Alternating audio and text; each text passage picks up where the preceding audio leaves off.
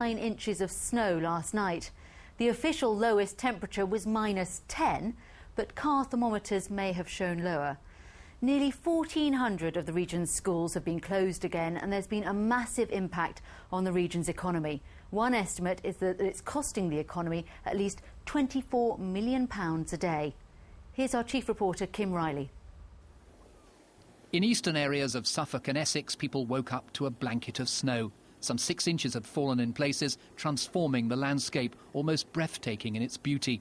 This the area around the village of Brightwell, east of Ipswich, red-poll cattle feeding in the frozen fields.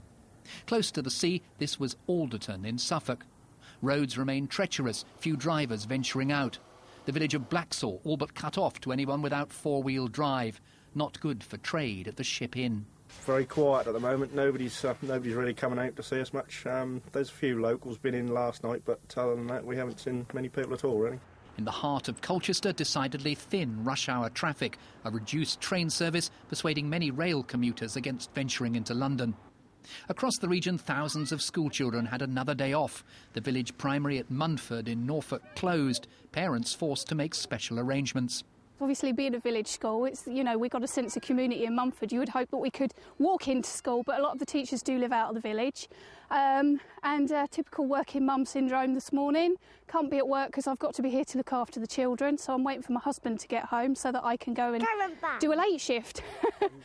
A different story at Seething and Mundham Primary, where today it was shepherd's pie for lunch, followed by fun in the playground. Certainly yesterday that the road conditions seemed that it was too high risk for staff to come in and for pupils.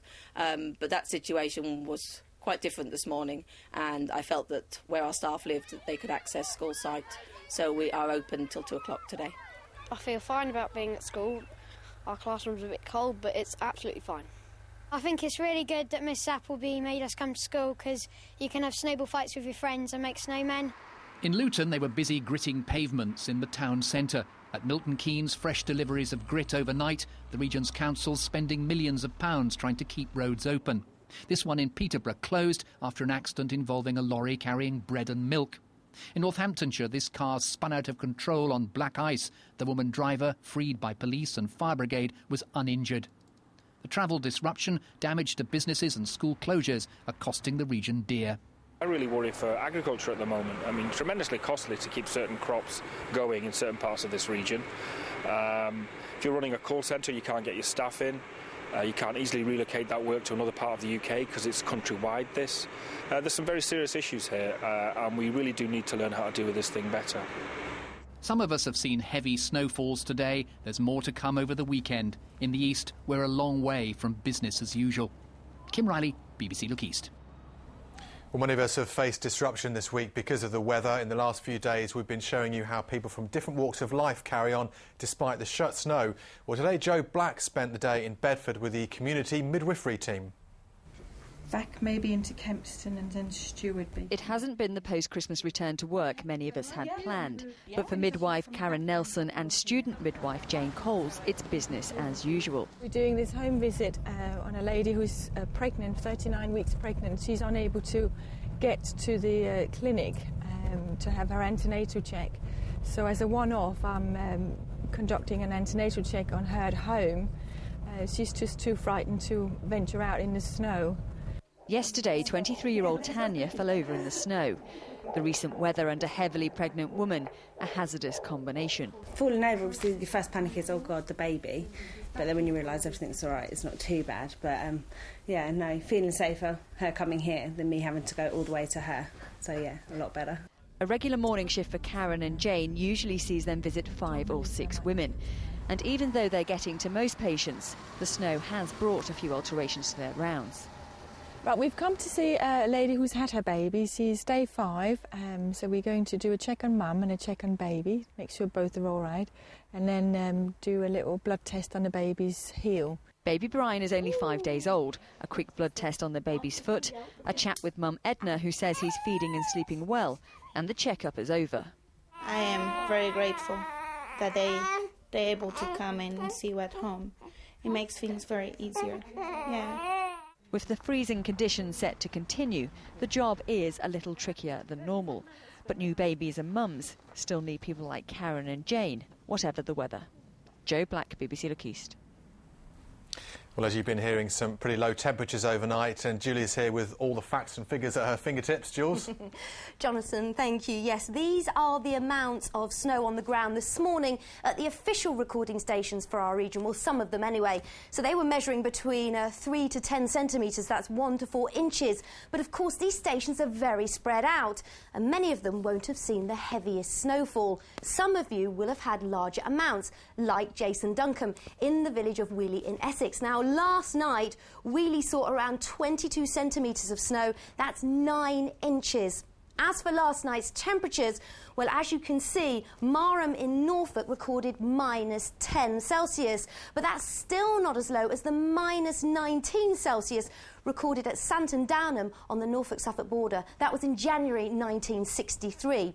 So a few statistics there for you, and of course I'll be back later with your weekend forecast and details of more snow. Well, we mentioned the number of schools that were closed again today. In Essex, the Cabinet Member for Education is going to write to all head teachers in the county, asking them to think twice before closing their school due to the weather. County Councillor Stephen Castle joins me live from Hadley in Essex now. Are you saying that some schools have closed unnecessarily then? Not necessarily, but what I'm asking head teachers and governing bodies to do is to really think about the impact that school closures are going to have, you know, if this cold snap continues. Not only do we have an issue in terms of the impact on youngsters' education, but of course a real impact, as you were talking earlier, on the economy in Essex. And parents who rely on schools and have to make alternative arrangements for childcare are getting hit hard, and the businesses that employ them are as well. The reasons given are usually that staff aren't able to get in or safety concerns. But we've had a lot of viewers call us this week saying that when they were children, schools never closed because of the snow. Do you think we're too quick to batten down the hatches these days? I think it's very difficult. I mean, clearly, you know, if we get the first day of snow in the winter, we're not used to driving in icy conditions over here, so people understand that schools will close. But when we get an extended period, the councils are doing very well with limited grit supplies to keep the main routes open. I've been driving around Essex for the last few days, and it's not been too difficult.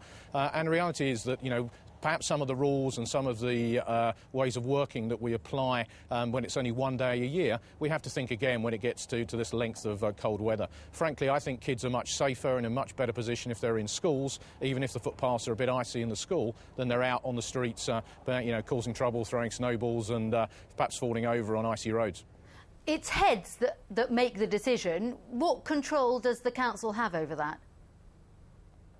Well, I don't have any control over them, but we work very closely in partnership with all of our schools in the county, and I've been talking to heads this morning, asking them what the issues are, perhaps why they've closed, pointing out that schools in the same area are open and they weren't, and clearly, you know, explaining to them that parents and businesses are going to be concerned and asking questions about that. We've taken away some of the things that they've said to us. We're trying at the moment to get some emergency salt supplies to some of the schools, which will perhaps help them to open on Monday.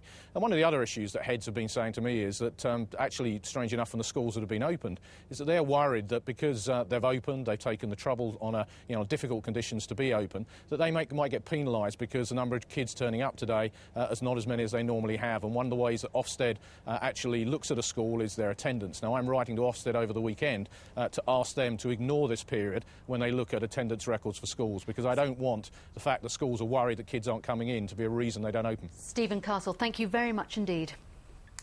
Still to come in the programme, how the weather's affecting the weekend's football fixtures. What we need to be doing in the garden to help our feathered friends, and Mike's been out with some husky dogs. This is Gladys. She's 9 weeks old and a real bundle of trouble, as you can see. A little bit too young to run in front of a sled, but we'll show you some husky dog racing after more news from your part of the region, won't we? I know.